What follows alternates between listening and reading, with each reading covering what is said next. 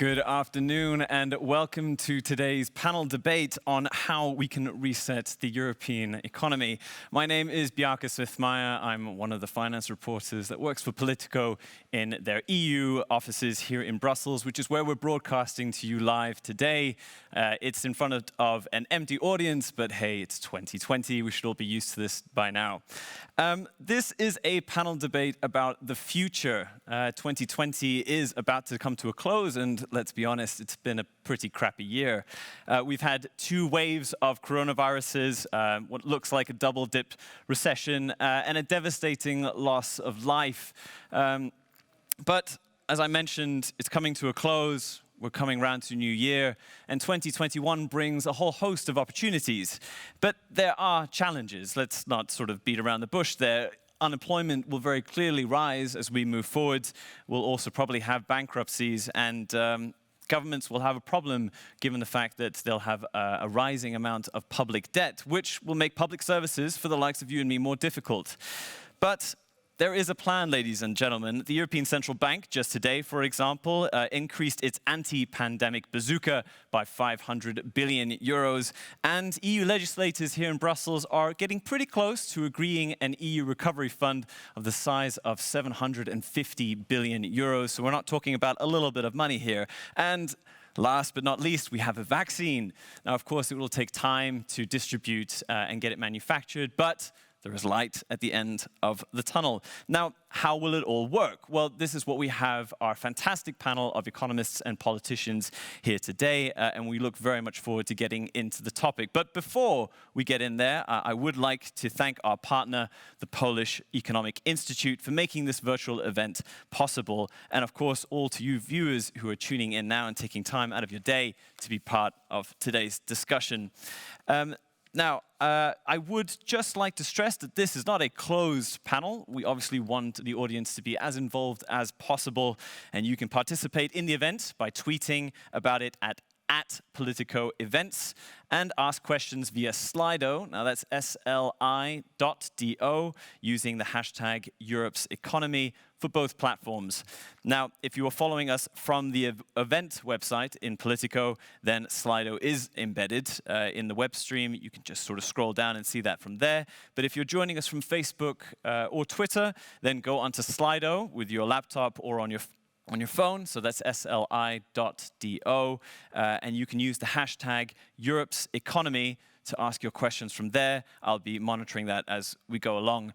To give you an indication of how it works, we've got an early introduction of how to do it. I can already see that people are getting involved now. There's a poll which is live at the moment. Once you have logged in, again, Slido, SLI.do, you can get into that poll, which is presented by the Polish Economic Institute. The question of the day, which we will look again at the very end of the event, is what is the most dangerous risk for the European economy in the post-COVID era? Is it stagnant growth, rise of public debt, economic polarization, or social inequalities? Now, before we get started, I would like to pass the floor to Peter Arak, who is the director of the Polish Economic Institute. Peter, the floor is yours. Thank you. Good afternoon. I'm the head of the Polish Economic Institute, and I have the great pleasure of joining you today, and thank to the Politico for hosting this event. The European Union was built not only on political and economic cooperation, but also on the symbolic grounds. And one of those defining myths of the EU was about the continent rising like the phoenix from the ashes of the World War II. 75 years later, we are in a similar situation. We are meeting a week after the first candidate vaccine for the novel coronavirus was approved for use. We are still far from ending the pandemic, but this is much needed light at the end of the dark winter. Today, we also have a historic summit that seems also a beacon of hope.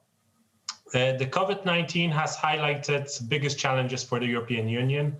At the Polish Economic Institute, we tried to describe some of them in a recent report, Europe 2050, 7 Main Risks in the Post-COVID Era. We discussed challenges related to the global position of the EU in the context of probable chaotic deglobalization, poor performance in economic terms, and also in the technological race. We try to imagine the consequences of rising economic polarization, excessive state interventionism, labor market dualization, or even the intergenerational conflicts that we sometimes see. Last but not least, we ask how to deal with the growing costs of climate neutrality in the post-COVID era. Today's discussion will focus on economic and financial challenges, how to avoid another decade of sluggish growth or other financial problems.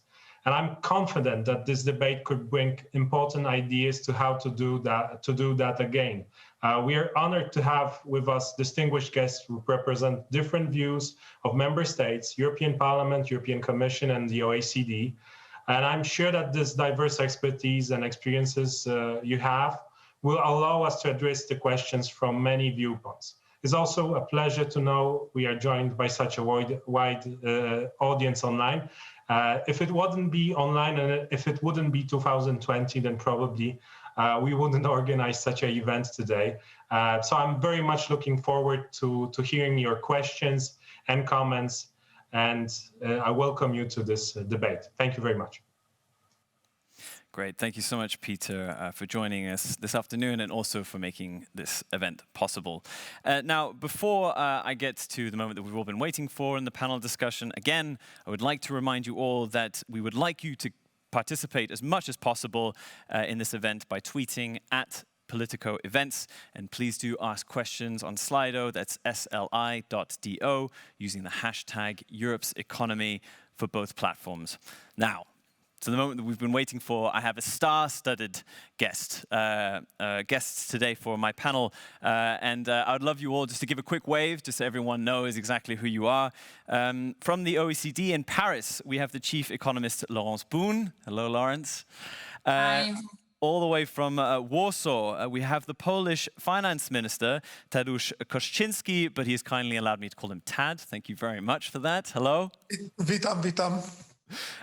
Here in Brussels, although not with me physically, is the European Commission Director General for DG ECFIN. That is the Commission's Department for Economic Policies, Martin Verwey. Hello, Martin. And then very finally, calling in from Normandy, we have the Vice Chair of the European Parliament's Committee for Economic and Monetary Affairs, Stéphanie Youn-Courtin of the Renew Europe group. Thank you so much, Stephanie, for tuning in. As mentioned, let's get straight into the meat of it. Now, I think a really good way to get the debate going is actually to introduce Laurence straight away. Last week, the OECD gave its latest economic outlook, and Laurence is going to help set the scene for us a little bit, just within a couple of minutes, just to give us an idea about where we are and where we're going. Laurence, the floor is yours. Thank you, and thanks a lot. It's a real pleasure to be here and to be discussing with every one of you, including the public audience that we cannot really see, but still it's good to know many people are around. So as you were mentioning, we published our updated outlook last week, and like you said in your introduction, we're hopeful. We're hopeful because we now have vaccines in sight, and thanks to the policy measures which were put in place to buffer the crisis throughout 2020, then the global economy is looking a little brighter next year. Having said that, we're still in the middle of the pandemic, and the vaccines will start being distributed in the next few weeks in advanced economies. But we assume it will take the whole of 2021 to distribute it more widely. And in the meantime, what that means is we will have to live with virus management and some restrictions. And I think if we can see the slide which shows the various scenario, then on the slide you can see the top blue line, and this is what we expected for the global economy last year at about the same time of the year. And now the orange line is our central projection, And that's showing how much we have lost to date and what we expect going forward. What's really striking is we've lost the equivalent of roughly the combined GDP of Germany and France. And we expect global GDP to shrink by 4.2% in 2020.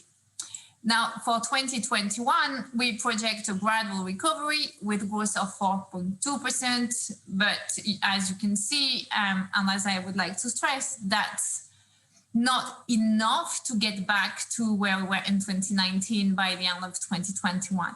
Now, obviously, there's a huge degree of uncertainty around this central projection.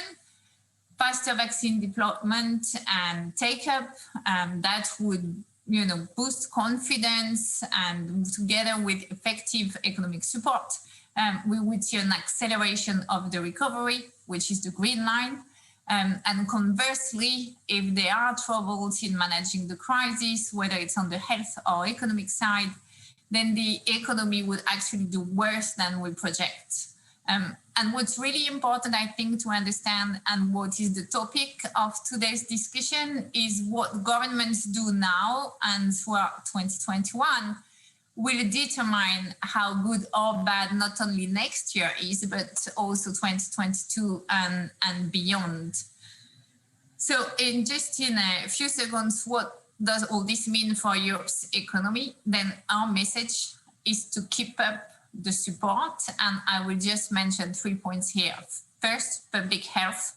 We need to enhance again and again public health systems. That mean, testing, tracing, and isolating. We've seen with the second wave that this is quite challenging. It also means that governments have to be very transparent, give a lot of information about the vaccine and the strategies they will follow, just to ensure that there will be some take-up, which is the way out of this, and also that there is trust in these processes. And for that, we need transparency. And then on the economic side, I think there was a huge difference between this crisis and the great financial crisis. We have seen much more rapid monetary expansion, but more importantly, and you alluded to it, there's been huge fiscal support very quickly, not only because the Commission removed the national rules, and not only on fiscal policy, but also on state aid, but also because of this new EU budget that should benefit also most economies, and especially those who have been affected the worst by the current crisis. Now, just to give a final word, there's a lot of discussion about whether all this is sustainable. I think the sustainability depends on two things. First, the way we spend the money. We need it to lift growth on the one hand, and that's investment in digital, green, but especially education and labor market condition. And we need trust, and governments and Europe, for that matter, the European Union, needs to deliver on what has been promised, and that has particularly to do with restoring employment growth for everybody, especially in a crisis that affects the most vulnerable people. Great. With that, I think I've set the stage, I hope, at least. Yes, you did exceptionally well. Thank you so much for that. I think a very good way to just sort of like jump into that specific aspect. You mentioned obviously that that governments are really spending a lot of money right now. We'll get into the rules and everything else a little bit later. But they obviously will have, hopefully, they will have a huge recovery fund to help them, specifically of 750 billion. Now, once that has been introduced and each country then states what they want to use their portion of the money for, I mean, given the fact that they have their own national plans on the side of it, what do you think countries should use the EU money for specifically? So I think this is a super important point and very interesting question.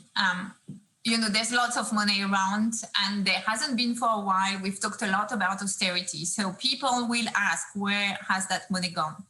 And this crisis, that's the first point. Second, this crisis is not really happening in a vacuum. Growth was trending down before we got into the crisis and was getting weaker. So that gives you, I think, the two key guidelines for using this money. One is to restore growth, and the other one is to invest. Just to give you something, public investment in the wake of the financial crisis was reduced by a third in OECD countries and contributed for more than half of the fiscal adjustment in countries like Italy and Spain. So we have a lot to repair on this side. So to me, the key measures to us at the OECD is first investing in education, and that means creating labor market conditions as well, so that employment, the recovery is job rich. We know the crisis has affected young people and children. We know that could derail them for life. They need to catch up. They need to be equipped for the digital world. That's the first investment to be made. And it's super important in a world that's becoming very polarized in terms of firms and use of digital technology. To be able to leverage on digital economy, to have jobs improving thanks to digital economy and not the digital equipment replacing the job. Again, we need to invest in people qualification throughout lifetime, in their managerial competencies, among other things. So that's the first thing is really key. It's education with digital infrastructure. Let's stick with that to begin with, because we have also an amazing opportunity to ask a minister who will have to deal with this specific issue all the way from Warsaw. Minister Kościński, I think the one thing that we should do before we jump into what it is that you will be pitching for your recovery fund is addressing the elephant in the room, which is the dispute or the threat to veto the EU budget and the recovery fund over its links to the rule of law. Now, for those people who don't follow this stuff very avidly, EU leaders today are discussing a compromise which would seem like the veto threat would disappear. So we seem to be on the right track here. Now, I may as well just ask you very plainly, I mean, has Poland backed down? Thank you, Brooke, for asking about the elephant in the room. I'll neatly step aside and say that's my boss's prerogative, and very bad. The thing to do is to jump ahead of your boss. So let's see what happens. Poland hasn't stepped down, definitely. I don't think the EU is either. I think clarification is what's required, and let's hope that by the end of the day, both sides have clarified exactly what their positions are, and we can go forward on that. So. Okay, well, I mean, but having said that, I mean, the Polish media, even today, are discussing about the fact that this compromise agreement could actually have implications for the Polish coalition. I mean, there are sides that are quite happy to go along with this compromise, and there are sides that are not. I mean, could your government be on the verge of collapse because of this agreement? As I said, I bypass this elephant in the room. Let's see what happens. Politics is a different game. We're here in economics, and let's talk about that. Let's wait until the end of the day to see what our leaders have decided, and then we can debate on the consequences. Okay, fine. I'll hold you to that. So tell me, how do you plan on using your recovery money once you get it? Well, first of all, I think one thing we've learned is that this year that 2020 hindsight vision's become perfect. We all know what's happened. We telling each other what we did wrong, what we should have done differently, faster, slower, etc. I'm not certain I'm such a big optimist like yourselves, like Lawrence, that we're halfway through and the pandemic is finishing. I have this horrible feeling that we still have the third wave of the pandemic to come in February, March. Also, obviously, it's tremendous news that we have this vaccine for the virus, but it's another thing to actually to increase the take-up, and it doesn't look too good actually in some countries, especially in Poland. But I think about 20% of people are declaring that they'll take it up. So it'd be very difficult to actually get the significant percentage of the population to be vaccinated, which obviously has its consequences on the finances. We'll probably have to continue to spend a lot more money than we have on the health sector, because we'll probably be having this rolling problem with health linked to the coronavirus for at least a year or so. So that's probably our most important, is to make sure we have sufficient funding for the health sector. Now, Okay, of course, so the the other health thing sector is one, but I think one other aspect that is very much relevant to Poland in particular, because the issue of the recovery fund is also to make the economy more green. Now, Poland relies very heavily on the coal industry. I mean, I think currently by certain negotiation standards, at least 37% of the package that you will get of your recovery money should be then based on climate or green initiatives. I mean, have you managed to figure out how that's going to work? Well, at the moment, we're in the process of creating or building the recovery program here in Poland, and there's I think it's about 1,400 projects already being brought forward.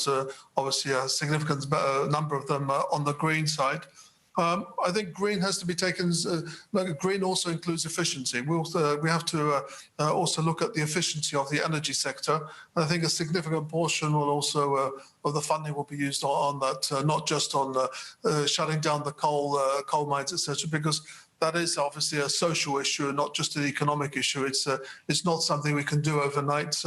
Poland, because of its history, is in a totally different starting point and much deeper in the bad energy sector. So we have a lot more to do, both for building infrastructure, but also on the social side to make sure that we have the backing of the population. Thanks for that.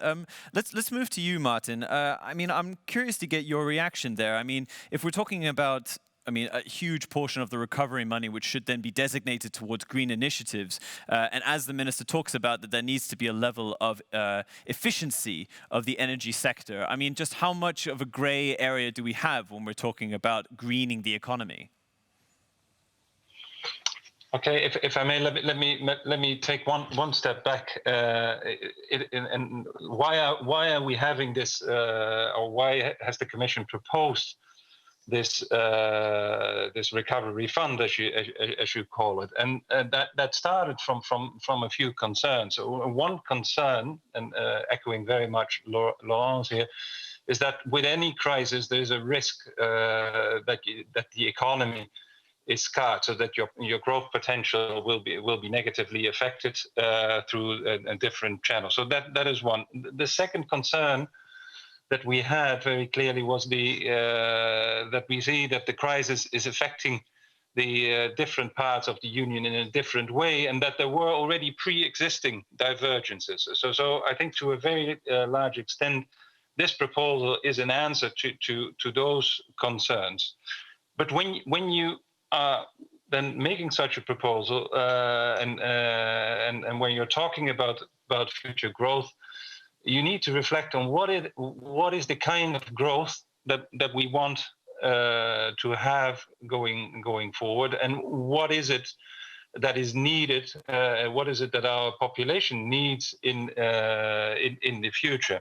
And that's why also this Next Generation EU puts a large emphasis, or a high emphasis, on the green and on the digital. And here again, to echo Laurence, you can talk a lot about the digital, but without the necessary skills, without the necessary education, you will not be able to forward that agenda.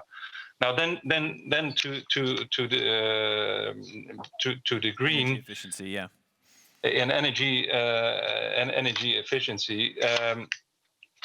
I think there is still a lot of scope for measures that increase energy efficiency, and as a matter of fact, there's a lot that can be done in that area, which by investing at this point in time would actually could generate jobs. And so we do not necessarily see that as something which is one or the other, growth or not. And let me give a very, very obvious example on the as part of creating more energy efficiency. We want that member states start renovating their housing stock, for example. Now that is labor intensive and creates also jobs. So that tension between those two objectives, we do not necessarily share. Okay, great, thanks. Stephanie, I'd like to move on to you now. I mean, one of the questions actually from our panelists that I think actually works quite well with this, unfortunately, it's from an anonymous sender. Please do put your names down if you'd like a shout out, but this one's anonymous in any case.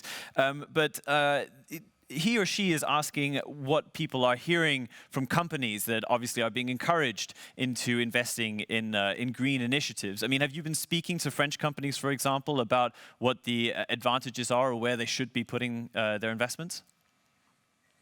Yeah, first, many thanks to Politico for inviting me to exchange with such a distinguished experts and to share virtually with the audience. Well, let me, back to what you're saying, let me give you my point of view as an MEP, so from the European Parliament, representing European citizens having very high expectations and fears given the historical crisis we are facing. So exceptional times definitely require exceptional measure.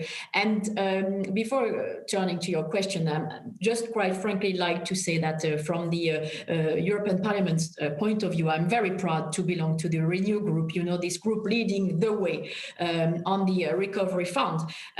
Quite frankly, as I said, the Renew group has been the main inspiration for the European Parliament resolution on the European recovery last spring. And to use a famous quote, I would say that Renew didn't know it was impossible, so we did it. We have, I think, really fully played a role as the center, you know, compromise-making group, putting the main political groups on the board around one ambitious resolution.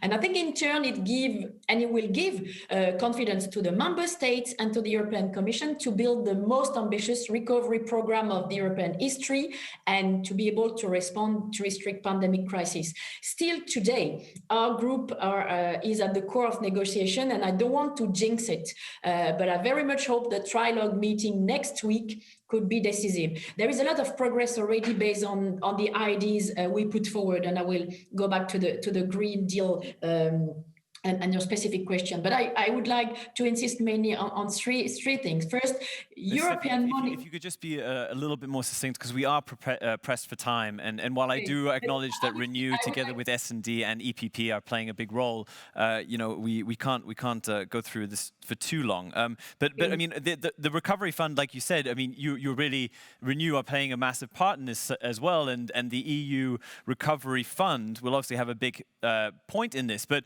also from the national point of view, which has been mentioned by our other panelists here, especially Laurence, is that, you know, states are having to pay a lot of money on their own national coffers in order to finance this recovery. But I mean, do you think that a recovery fund is enough? I mean, do governments need to come up with sort of more inventive way of raising taxes, for example, in order to finance this?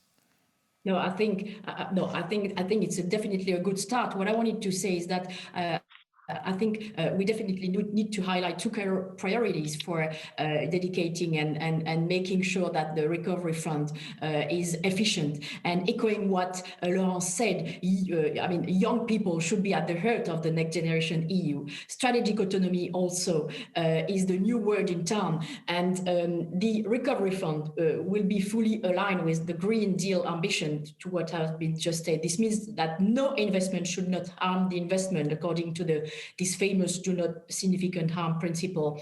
And what I would like to say and to highlight is that this recovery fund has to be transparent and democratic. And we need European citizens to see the concrete impact, citizens and enterprises, the concrete impact that the European can have to their lives. It means, for example, a public scoreboard, a strong role of the Parliament in scrutinizing the role of the recovery funds, and clear indications of labels for projects supported by the European Recovery Plan. And I'm happy that European countries, for example, in France, the European dimension of National Recovery Plan, France Relance, for example, is becoming to be clear at national and local level. So definitely, I mean, transparent and democratic is key for the recovery fund to be efficient. Okay, thanks. But then let's turn to taxes then. I mean, obviously we're going to have to talk about ways in order to finance the recovery. But I mean, your country, for example, has had some difficult experiences when it comes to trying to raise new taxes. I mean, President Macron of France tried to introduce a fuel tax, and that led to yellow vest demonstrations. I mean, where do you think we can introduce taxes without having to deal with the social unrest that might come with it?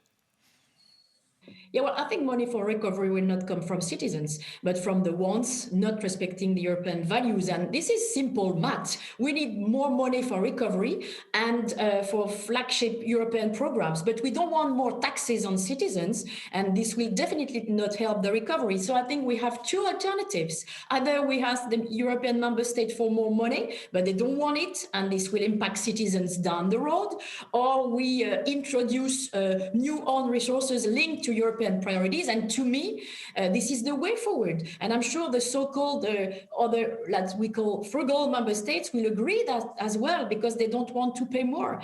Now, where do we find these new own resources? Well, there again, we have some ideas, and I think the member states will follow the lead. I'm not going to list all the new resources, but maybe if we highlight the carbon border adjustments, which, to be clear, is not really a new tax, the GAFA tax, or the European financial transaction tax, or other resources, like the European existing resources such as the plastic contribution and the proceeds of the emissions trading system. I think we have a wide range of new European taxes that will not come from citizens and will definitely help in the recovery. Great, thank you. Actually, let's go straight over back to Warsaw. Yeah, no, I mean, I see you've got your arm up, but I actually wanted to come straight to you in terms of this. I mean, will Poland, for example, are you keen on introducing a financial transactions tax to help fund the recovery? Well, first of all, let's remember that irrespective of whether it's a direct tax or indirect tax, it's the consumer or the citizen that pays for it. It's just the way it's marketed. So whatever happens at the end of the day, they pay. As a Minister of Finance, I don't have this magic printer in the office where I print money. I get the money from the population. I just disperse it back. So that's first. I think the second thing and this, especially during this recession, and anyway, we should first of all make sure that taxes are fair and that everybody pays their fair share. So that's the first thing we should be looking at, to make sure that we don't have within our economies companies who are evading paying their fair share of tax. And that's one of the things we're working on mostly. Also, we should be working on to make sure that international and global companies actually are paying tax in the markets that they work, that they do business in, and not taking taxes out of the economy. And the last thing that we want to be doing, at least here in Poland, is actually bringing in new taxes, because our strategy of getting out of the recession is to, in the first phase at least, is to encourage private consumption for the consumers to spend money, for people to have the feel-good factor, because that, at the end of the day, is what's going to make us be in or out of a recession. When people feel good, they'll spend money, the more taxes will come in, and that will grow the economy. Of course, there are some taxes which we will be looking at, because the pandemic has actually distorted the markets. Most of us now sit at home and buy a lot more on the internet, so we spend a lot more time on the internet.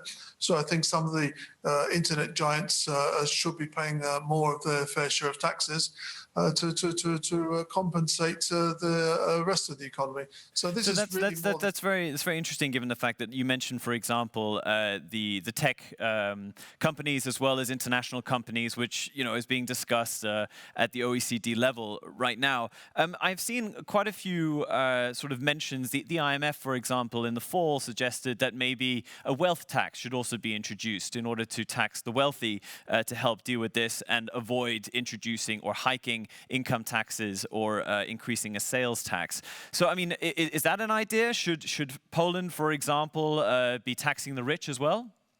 Well, I don't want to go directly into say we want to tax the rich more, but we do want to level the playing field. So as you just mentioned, the sales tax, that's something that's coming in Poland in January the 1st, where the big retail shops will be paying tax, which small shops won't be. This is to level the playing field, because the bigger companies, their unit costs are lower, so they're grabbing more market share. So we need to share that amongst that wealth amongst the population. I don't want to go and say that we're going to increase the tax for the richer, because I think that can be counterproductive. It's more to make sure that there's no loopholes that they can bypass paying tax in Poland, as opposed to them having actually to pay more tax. That's their primary objective at this stage.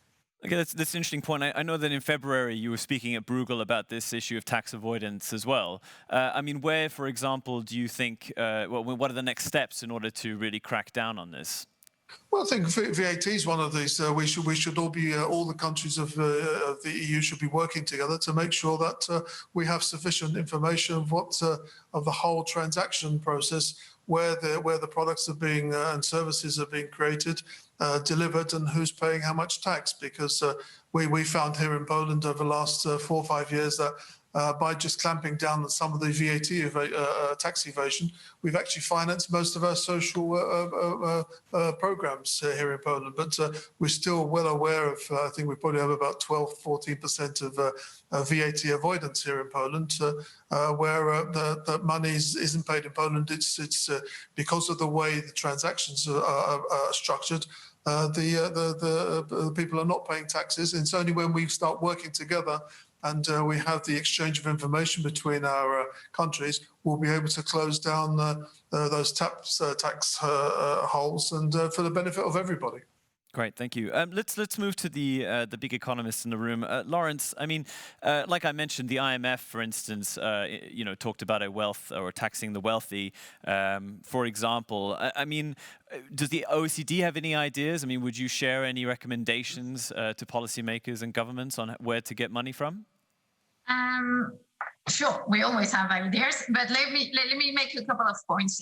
The first thing, I think it's super important to keep in mind that adjustment is not for now. It's not for 2021.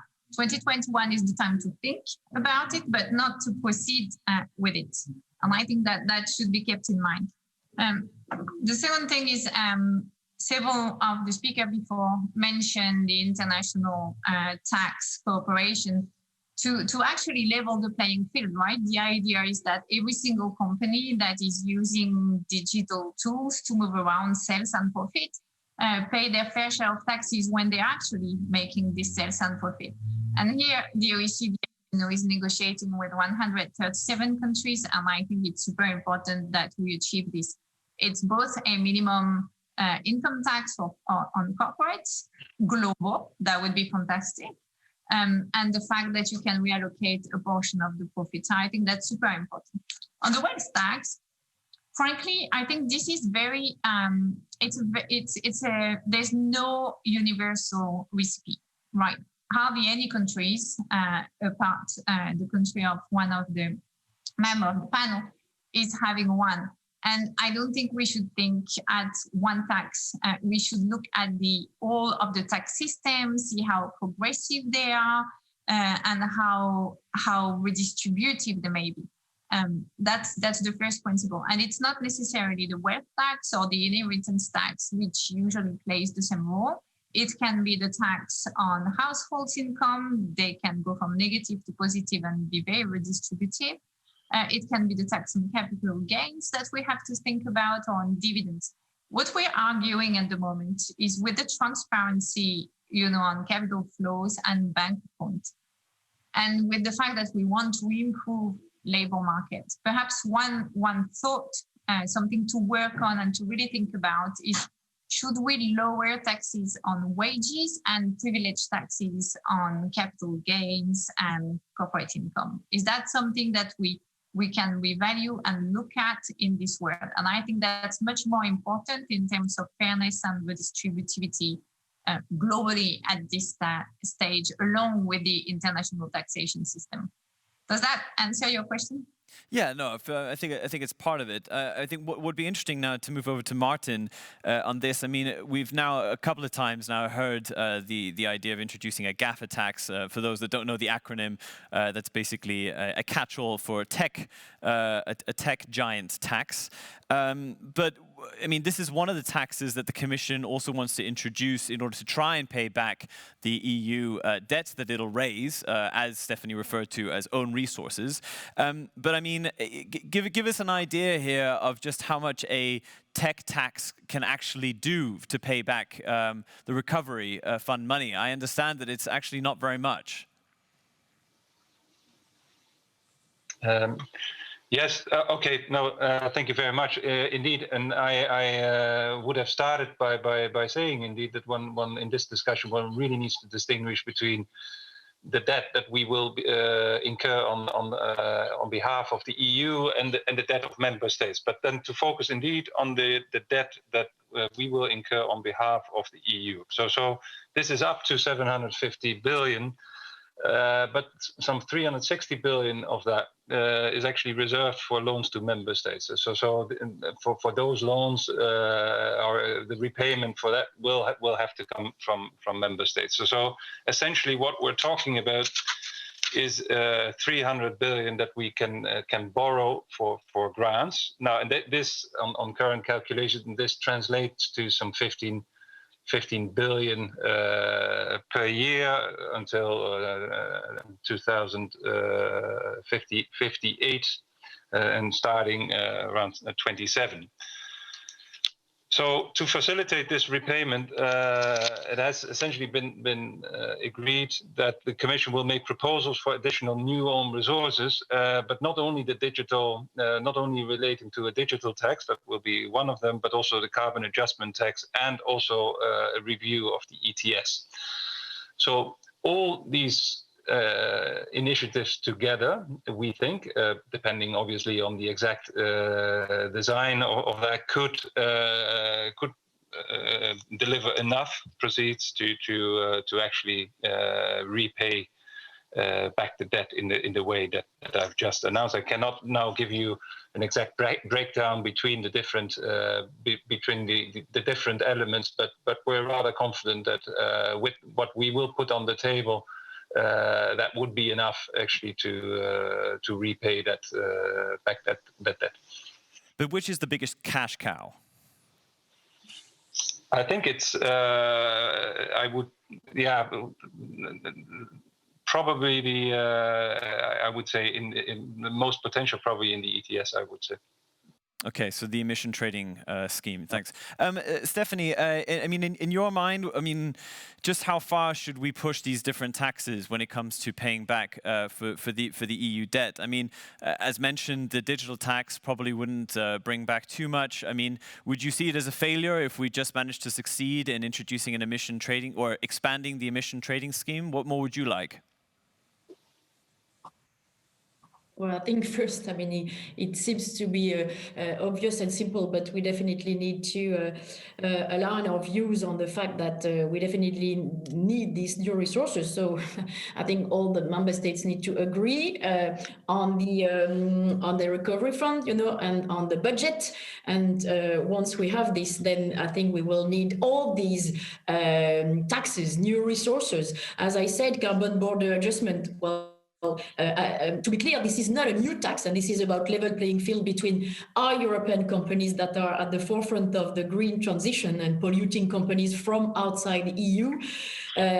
We will kill three birds with one stone, protecting our economies, basically building a greener economy and financing the recovery.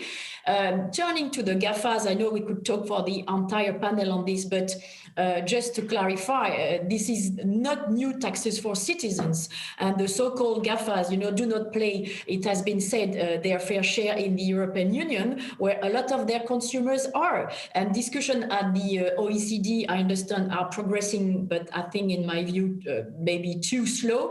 And maybe we need Europe to lead the way and introduce a GAFA tax before the rest of the world is ready to join us. And I think let's do it. And I'm glad to know that, I think Polish finance minister will say that recovery kingdom that is ready to join this European effort to reduce tax avoidance. So basically, I think we definitely, in the Parliament, we have a strong preference for the full list of own resources with a defined calendar.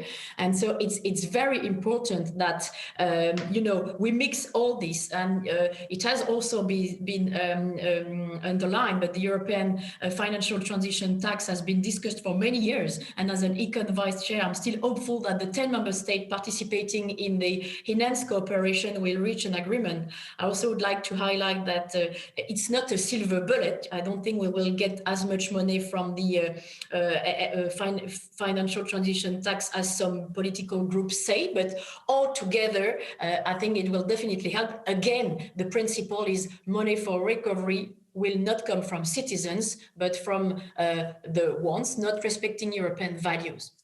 Thanks.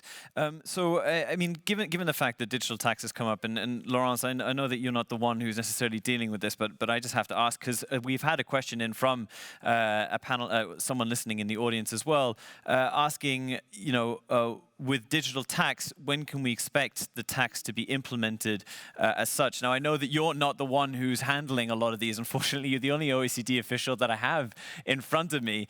So given the fact that, obviously you hear things in the corridor, maybe not right now, maybe on your phone, maybe on WhatsApp.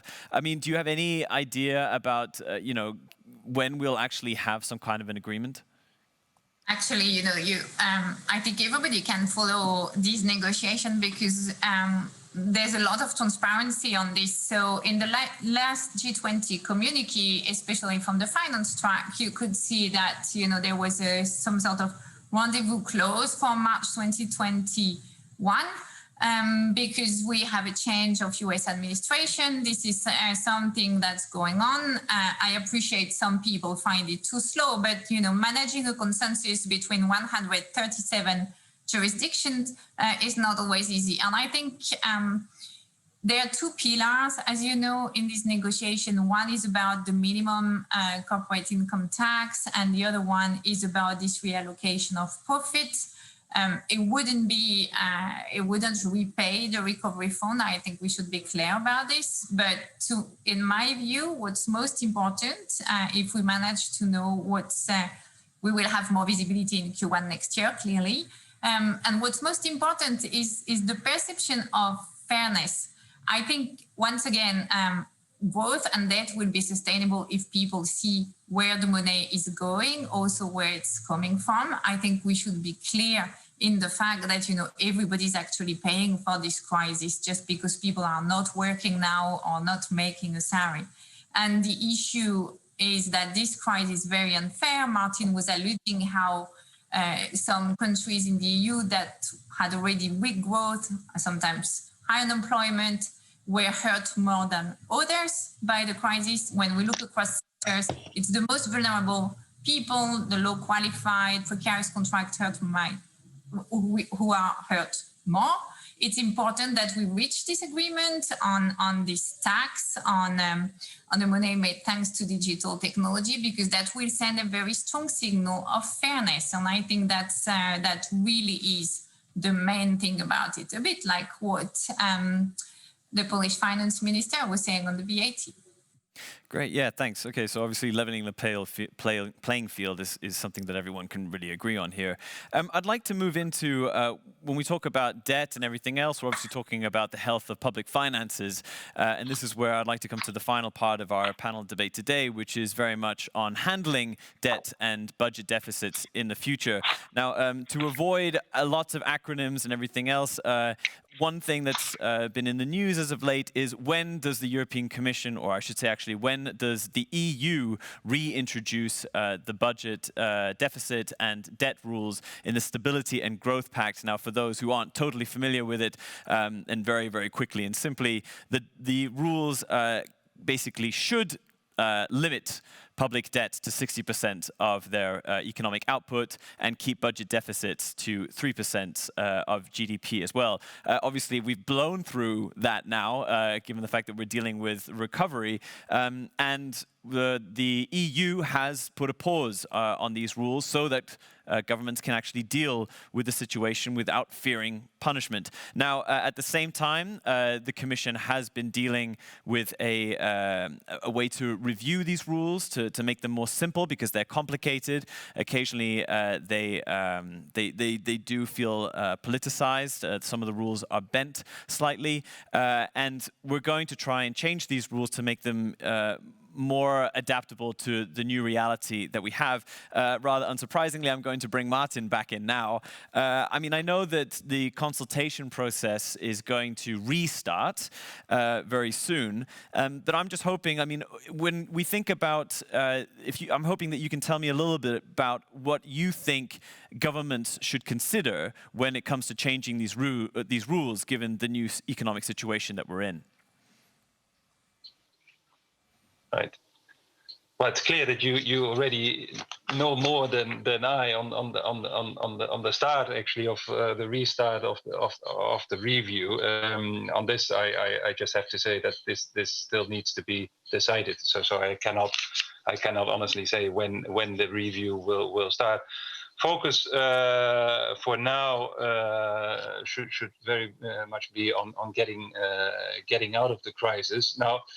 In doing that, and again echoing very much what Laurent said earlier today, we have said that for this year and for the next year, the so-called general escape clause should remain activated, and then also we would say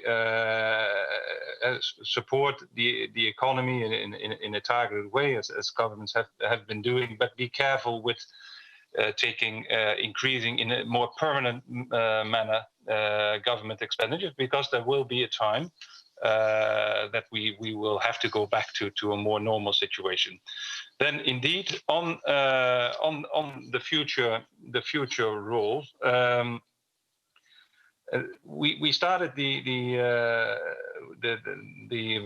review, or we produced our review in February of this year, and the idea was that would be the start of a consultation process.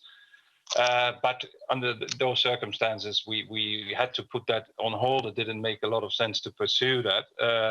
But the questions that were asked at that time, they remain broadly valid, and I will not list all of them. But one is there a way that we can make our rules more simple? Because you explained them in two sentences, but I think in reality the rules are much more complex than and I will not try to explain them here, but they are much more complex than what you have said, and that is an issue in itself. So I think we should look at simplification. Then the other question is, well, how can we still ensure responsible fiscal policy that on the one hand allow for fiscal stabilization? And we have seen in the crisis how important that is, that option is there. But also in the same at the same time, we need to make sure that we maintain long-term sustainability. And how do we do that? So that's clearly still a question which is on the table.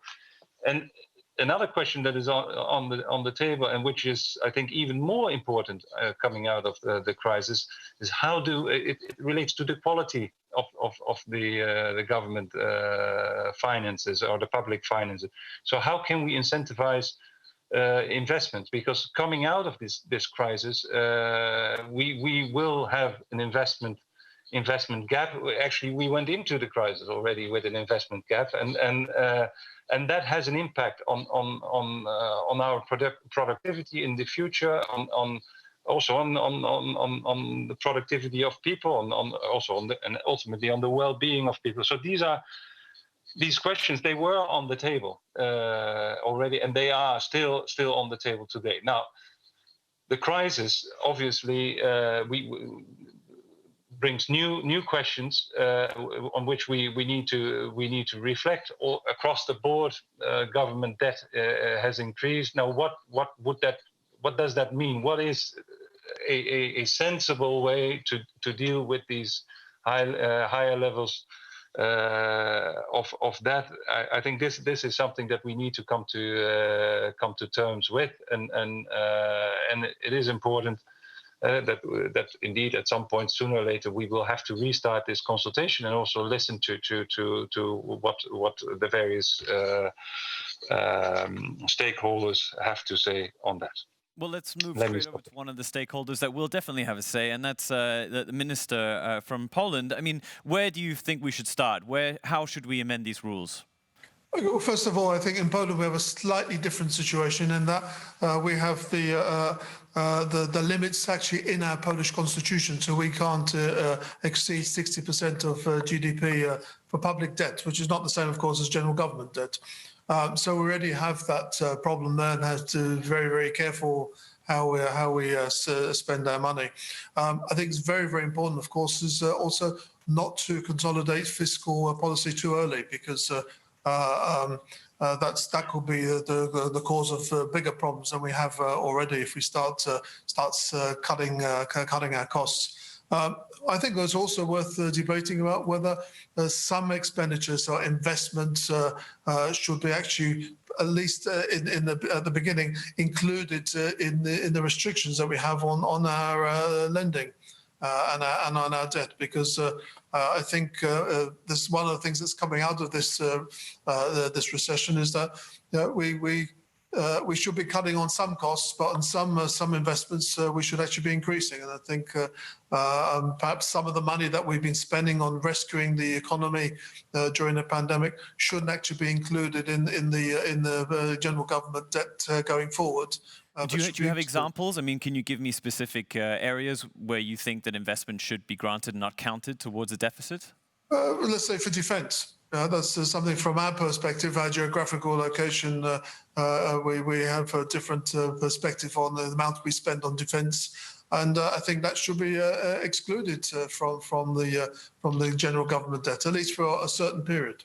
Not green investments to wean you off coal? Yes, of course. That's another area, especially for Poland. I'd be very interested in that, because we need to spend obviously a lot more of our GDP than other countries, because we have more to do. So you're absolutely right there as well. Thanks. Stephanie, I'd like to bring you in here. I mean, obviously, you don't sit next to the president every day in France, so you can't exactly know where he stands on this. But I have found it quite interesting that France and Germany, as of late, in the past couple of years, have really kind of pushed initiatives together forwards. I mean, if we talk about Messeberg, the Recovery Fund, initially as a joint proposal, suggested 750 billion euros as well. There's been a French-German approach towards the digital tax. I mean, do you feel that France and Germany could also come together when it comes to reforming the deficit and debt rules as well?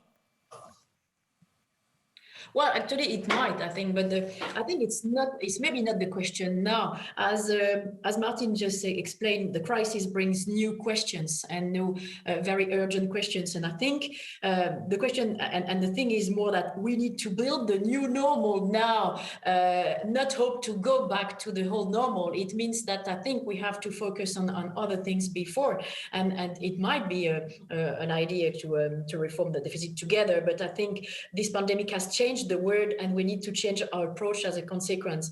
And I think it's particularly true as far as monetary and economic policy are concerned. And I think we have made huge steps with, as everything you mentioned, and the Next Generation EU and the Recovery Fund. I think we have to continue to move Europe forward. And on economic policies, really very quickly, I think the medium-term debate is on the future of the European semester first.